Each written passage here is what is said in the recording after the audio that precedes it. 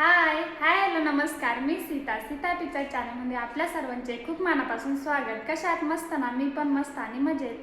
खूप दिवसापासून आपले लॉंग व्हिडिओ येत नव्हते, शॉर्टच व्हिडिओ येत होते. तर पुढे ना आपले लॉंग व्हिडिओ येणार होते. आणि सगळ्यात महत्त्वाचं म्हणजे ना आपल्या चॅनलवरती ना 10,000 सबस्क्राईब पूर्ण झाले होते. त्याबद्दल ना सर्वांचे खूप मनापासून आभार.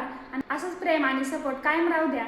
तर चला आपल्या आजच्या ब्लॉगला सुरू करूया. तसंच ना आपले दोन चॅनल आहेत, एक सिम्पली सीता पिचड आणि सीता पिचड ब्लॉग. म्हणजे ना सिम्पली सीता पिचड हा चॅनल ना मी पहिल्यांदा खोलला होता. त्याच्यानंतर मग बॅकअपला आम्ही सीता पिचड ब्लॉग चॅनल खोलला होता. पण आम्हाला वाटलंच नाही का, म्हणजे आम्हाला असं वाटलं होतं का सिम्पली सीता पिचडला काहीतरी म्हणजे मॉनिटायझेशनला प्रॉब्लेम येईल ना, त्याच्यामुळे आम्ही ना बॅकअप सीता पिचड ब्लॉग हा चॅनल चालू केला होता.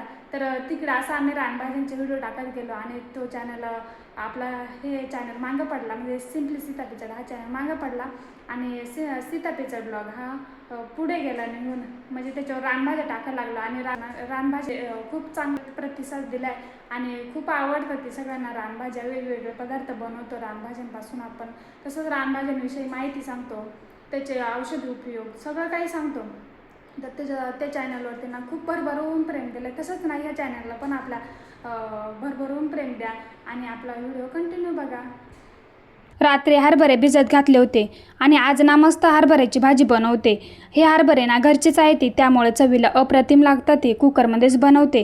पहिल्यांदा ना छोटंसं वाटण करून घेतलं. टोमॅटो, लसूण, हिरवी मिरची, मूठभर हरभरे, त्यामुळे भाजीला दाटसरपणा छान येतो.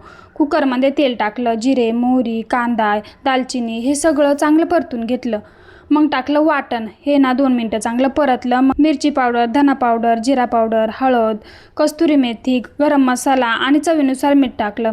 हे सगळं ना चांगलं परतून घेतलं.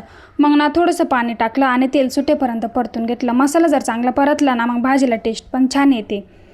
मग ना त्याच्यामध्ये टाकले हरभरे आणि सगळं चांगलं मिक्स करून घेतलं. गरजेनुसार पाणी टाकलं. कुकरच्या 2 शिट्ट्या करून घेतल्या. मस्त अशी भाजी तयार होते. तुम्ही पण अशी भाजी बनवता का? कमेंट करून नक्की सांगा. चपाती आणि बाकीचं स्वयंपाक पण राहिलं होतं, मग ते पण ना लगेच करून घेतलं. खूप दिवसानंतर लॉंग व्हिडिओ टाकत आहे आणि मी पण आजपासून माझे लॉंग व्हिडिओ चालू करते.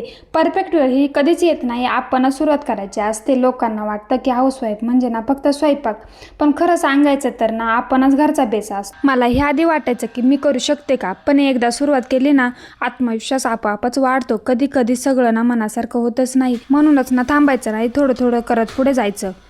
इतरांना बघून आपण स्वतःला कमी समजतो, पण प्रत्येकाची लाईफ ही वेगळी असते. आपण आपल्याच गतीने चालायचं.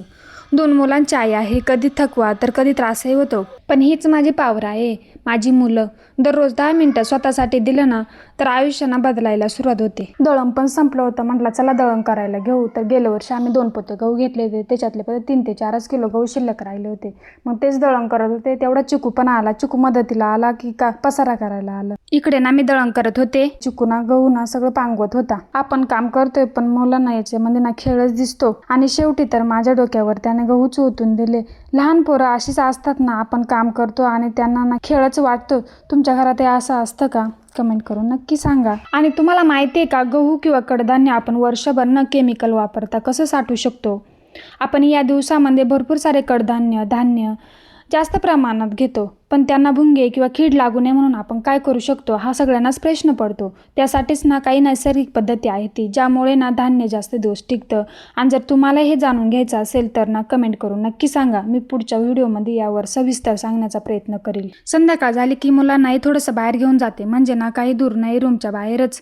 दिवसभर घरामध्ये बसून ना खूप मुलं वैतागतात आणि ना आपल्यालाही रूममध्ये ना बंद बंद वाटतं. मग बाहेर आणलं की मुलं पण खुश होते ती आणि आपल्यालाही फ्रेश वाटतं. संध्याकाळच्या वेळेस ना थोडंसं फिरायला आलं आहे आणि दुपारी मुलांना बाहेर पाठवणं म्हणजे शक्यच नाही, कारण इतकं ऊन राहते ना त्यामुळं. आणि मध्ये जर घरामध्ये असलं ना 2 मिनटंसुद्धा शांत राहत नाही. मग त्याच्यामुळं ना आम्ही संध्याकाळचे 5 किंवा 5:30च्या दरम्यान ना त्यांना असं बाहेर ना फिरायला आणतो. शहरामध्ये कसं असतं, बाहेर असं मोकळी जागाच नाही राहते, त्याच्यामुळं ना मुलांना पाठवणं पण शक्य होत नाही. पण आपल्या गावाकडे तसं नाही. किती मोकळी जागा, मोकळं वातावरण आणि गाड्यांची वर्दळ नाही राहते, त्याच्यामुळं ना ते एकदम मोकळेपणाने खेळतात ती. पण तसं शहरामध्ये नाही ना, पूर्ण गजबजलेलं राहतं. तर आम्ही जिथं राहतो ना तिथं थोडीशी मोकळी जागा आहे, म्हणजे मागे शेत आहे ना, तर मग तिथंच आलेलं आहे. थोडंसं हिरवंगार दिसतं आणि मन एकदम प्रसन्न होऊन जाते. तर आजचा व्हिडिओ ना मी इथंच एंड करते. आजचा व्हिडिओ तुम्हाला कसा वाटला कमेंटमध्ये नक्की सांगा. आणि असेच नवीन नवीन व्हिडिओ बघण्यासाठी ना आपल्या चॅनल नक्की आजचा साधा आणि सिंपल व्हिडिओ कसा वाटला कमेंटमध्ये नक्की सांगा. भेटूया अशाच एका नवीन व्हिडिओचा. तोपर्यंत बाय बाय. बाय करा. बाय बाय कर. बाय चिकू बाय कर. Bye bye bye.